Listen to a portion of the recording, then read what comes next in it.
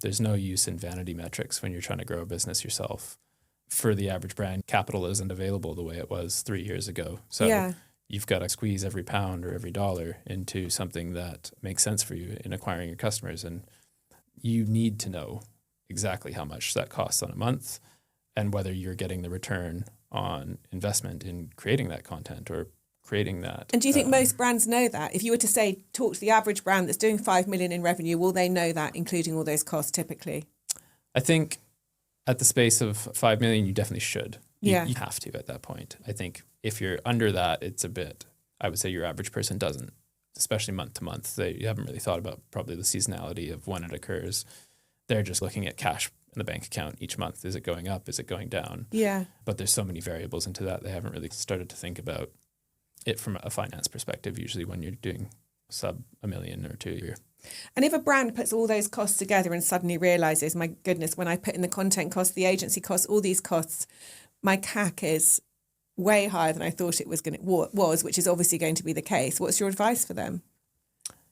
I think in that case, you kind of have to look at it and say, did my investment in the first month pay off? So that first time I'm a new customer, or take a handful of the customers that you acquired in a month and look at how their behavior has been over time. And that will inform you, are you making a good investment in a monthly basis? Is a reasonable a reasonable time period to look at. Within 3 months, within 6 months, have those customers come back and purchase from you a second time, a third time, a fourth time, and have those sales now made that investment in marketing activities pay off? And if the answer to that question is no, or you're unable to answer that question, then I'd say you have a real risk in your business that your investments are just going to be burning whatever capital you have on hand in marketing. I think it's a critical question to ask yourself of, do you have a viable business there? Well, that's a brutal question. Hopefully everyone watching this will be answering, yes, they do have a viable business.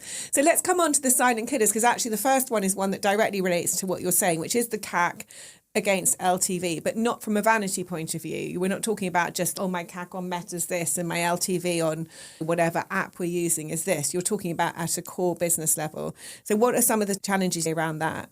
I think one of the core challenges around that question is there's a lot of data involved in that. And for your average non-technical person or non-kind of finance spreadsheet wizard, you have to then tie together tons of information to get yourself a picture. So you need to look at one customer and then find all of the subsequent orders that customer has made and tie together what that customer ordered and what each item they ordered cost and what it cost to ship those things to that customer, or whether they bought in retail.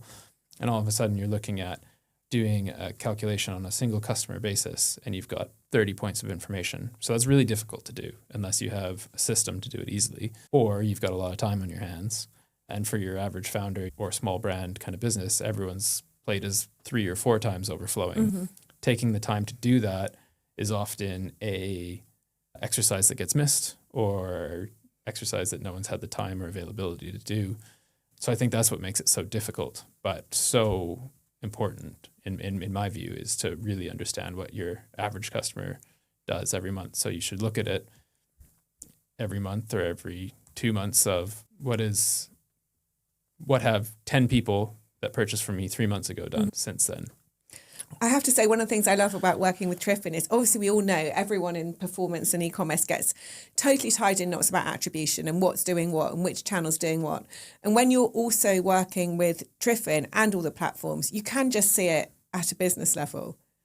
And it actually solves a load of problems just to be able to look at it from a business point of view in terms of number of customers, actual cost of acquisition. Is the business profitable or not? Absolutely, yeah. That's what we've built Triffin around, is the fact that there's a lot of data sources. Everyone says something different. Everyone's saying something different, aren't they? Yeah. But the P&L doesn't. The P&L is the P&L. The P&L doesn't identify when you put the right numbers in the right place. Yeah. And Amazon when you put the numbers in the right place, and then tying that all together in one place.